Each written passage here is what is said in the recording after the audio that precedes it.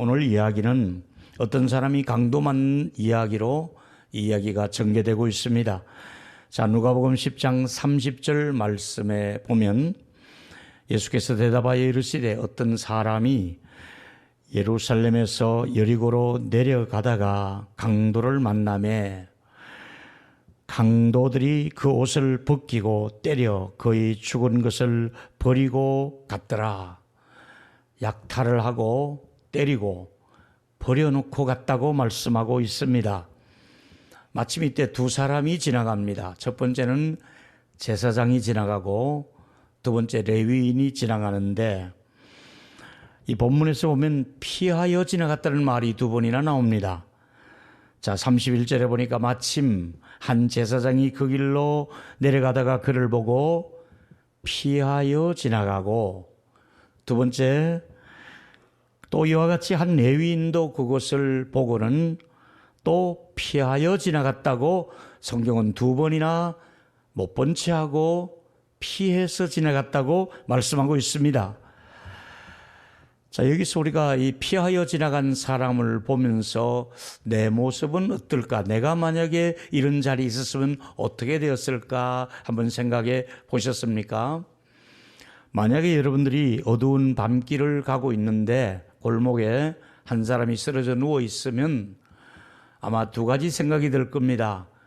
얼른 경찰서에 연락해서 119에 연락해서 이 사람을 응급 처리를 하는 사람이 있을 것이고 또 한 사람은 혹시 이 사람 도와주었다가 불량배들이 나에게도 해를 끼치거나 또 경찰서에서 조사한다고 나보고 오라가라 하면 귀찮으니까 에라이 모르겠다 그냥 가자 이렇게 지나칠 수도 있을 겁니다.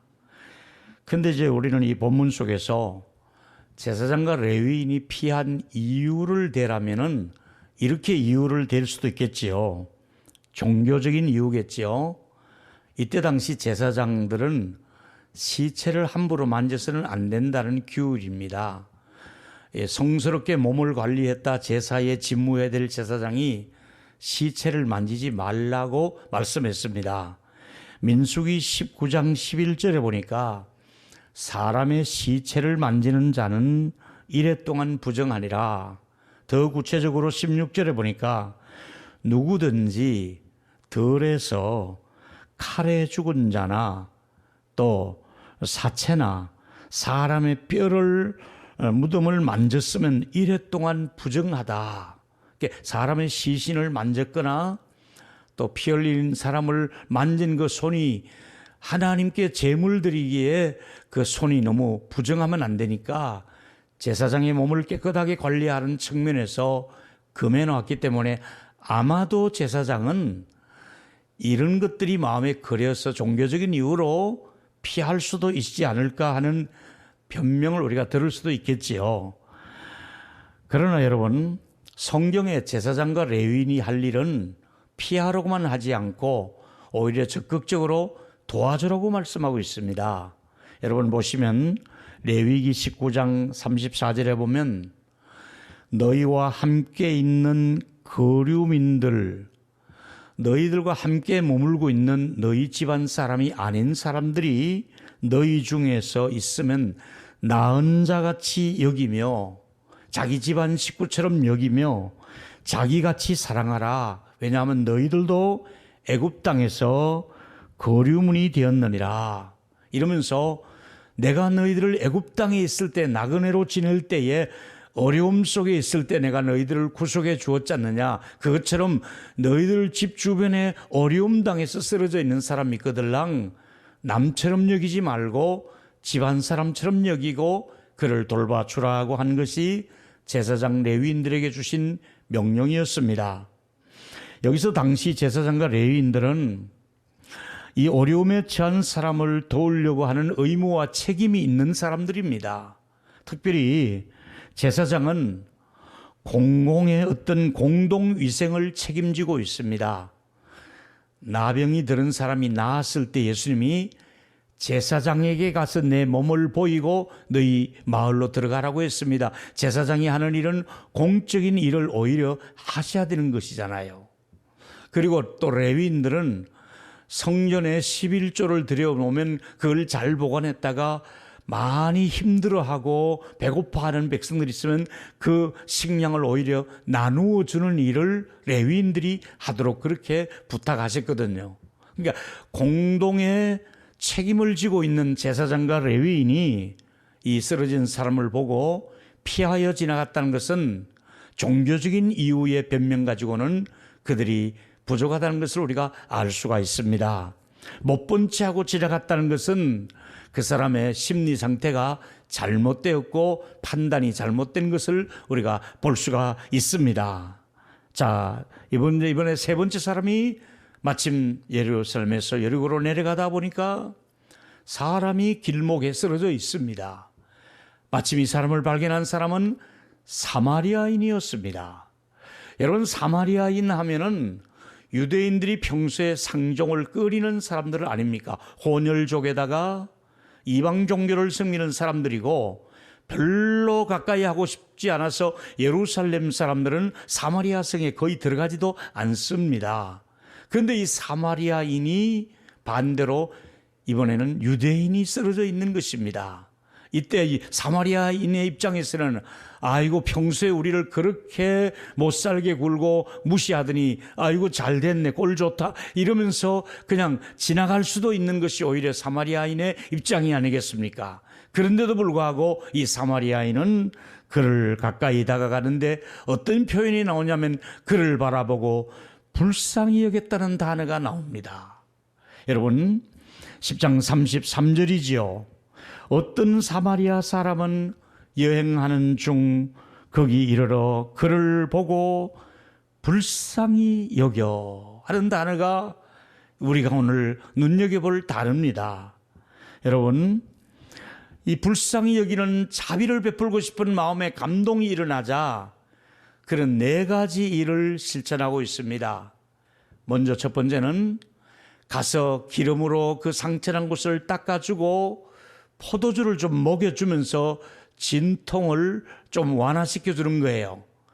그 다음에 어떻게 합니까? 자기가 타고 왔던 나귀에다가 이 사람을 실어서 교통 편의를 제공을 하고 그 다음에 이 사람이 머물 만한 숙소를 마련해서 그 사람이 휴식을 취하고 몸이 안정될 때까지 그 비용을 지불하고 그 다음에 돌아올 때 다시 비용이 더 들면 그 비용을 자기가 다 이렇게 도와줄 것이니까 이 사람을 책임지고 돌봐달라는 말씀을 주막집 주인에게 하고 있습니다.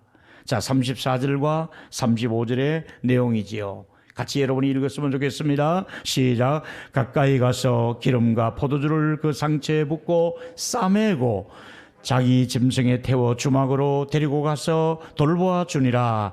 그 이튿날 그가 주막 주인에게 데나리온 둘을 내어주며 이르되 이 사람을 돌보아 주라. 비용이 더 들면 내가 돌아올 때 갚으리라. 이 사람 돌봐주세요. 비용은 제가 제공할 테니까 갚아줄 테니까 돌봐달라는 말씀을 하고 있습니다. 얼마나 정말 좋은 마음입니까? 그 쓰러진 사람을 돌봐주세요. 그리고 내가 비용을 드리겠습니다. 이렇게 본문에 연결되었습니다. 자, 이 시대에 이 말씀을 주신 예수님은 누군가를 위해서 너도 이와 같이 하라 하는 것이 이 말씀의 결론입니다.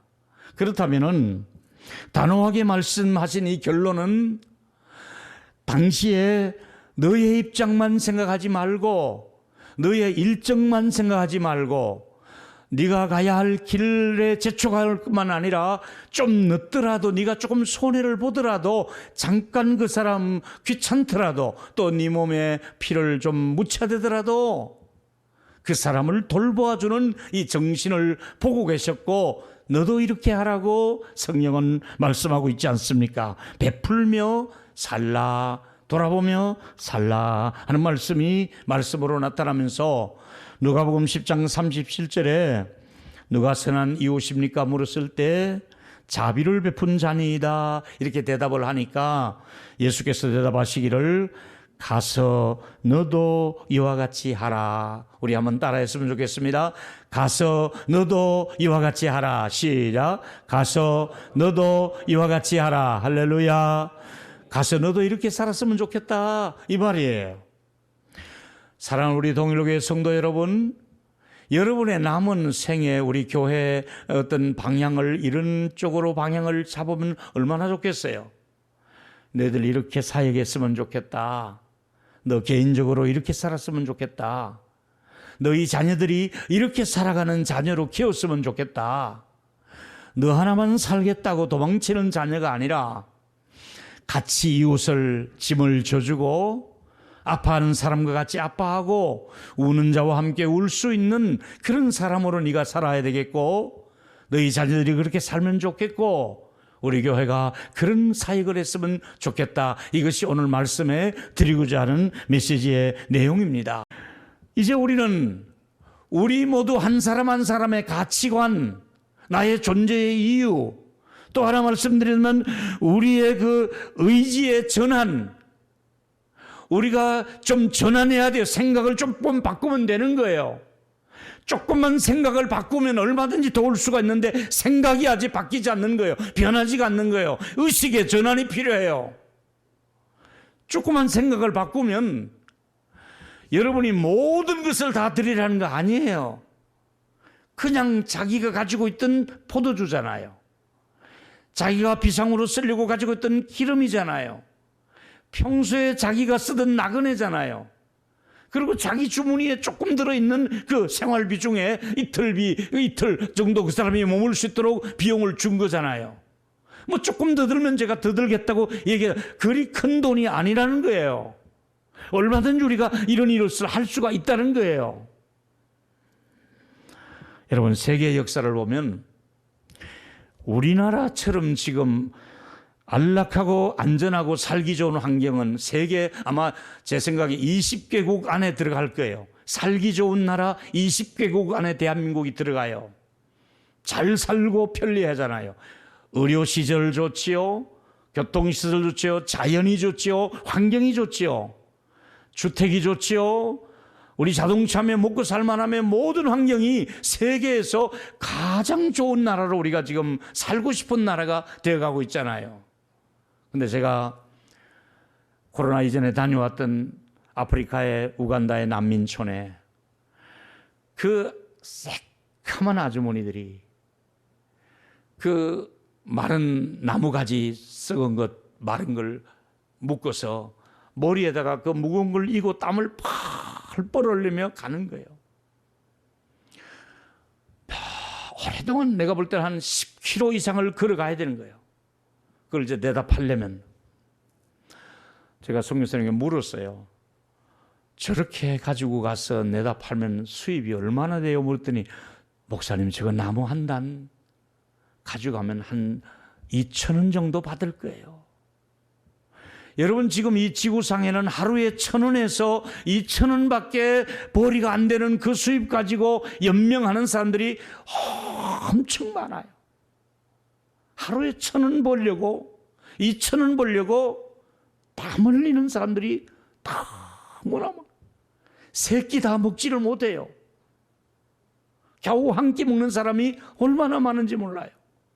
근데 우리는 이만하면 하나님이 굉장히 풍요롭게 살 수 있도록 넉넉함을 우리에게 주셨잖아요.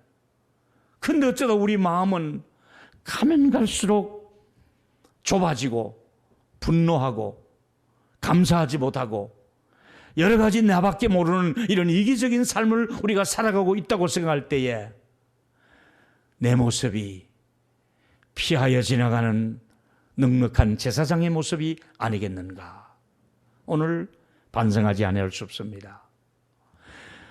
지금 우리 주변에는 난민들이 처처해, 또 코로나에 이 산소통이 없어서 선교사님들이 한국교회다 보고 산소통 좀 보내달라고, 병원은 그냥 호흡을 하지 못하고 있으니까 집에서 누워있는데 산소통이 필요하다는 게 가장 절실한 오지에 있는 선교사들의 요청이 오고 있습니다. 여러분, 우리 인류가 어쩌다 이렇게 되었습니까? 모두가 하나님을 등돌리기 시작했고 하나님의 말씀을 거역하기 시작했고 타락한 인류는 지진과 기근과 전쟁과 테러로 톡톡하게 가난 속에서 질병에 시달려드는 것이 인류가 맞이하는 불행이 아니겠습니까? 가면 갈수록 인류는 평안을 잃어버리고 살 수밖에 없습니다. 삶의 여유가 없어져 가고 있습니다. 이럴 때 우리가 그리스도인들이 어떻게 살아야 될 것을 성경은 분명히 제시하고 있지 않습니까? 내 이웃을 외면하지 말고 내 몸처럼 사랑하라고 성경은 분명히 말씀하고 있지 않습니까? 여러분, 우리가 살아가는 환경은 여전히 강도가 출멸할 수밖에 없는 환경 속에 우리가 살고 있는데 우리는 여전히 제사장과 레위인처럼 피하여 지나가며 그렇게 삶을 사시겠습니까? 누가 보든지 안 보든지 불쌍히 여기고 다가서는 이런 따뜻한 마음의 소유자가 따뜻한 손길을 펼 수 있는 분들이 바로 우리 교회 교우들이 되었으면 좋겠고요. 사도 바울은 구원받은 성도들을 향해서 생활을 이렇게 하라고 구원받은 이후의 생활을 로마서 12장에서 분명하게 가르치고 있습니다. 이렇게 살라는 겁니다. 12장 6절에 보니까 혹 위로하는 자는 위로하는 일로, 우리 권사님들이 주로 하셔야 될 일은 권사의 사역이 위로 사역입니다.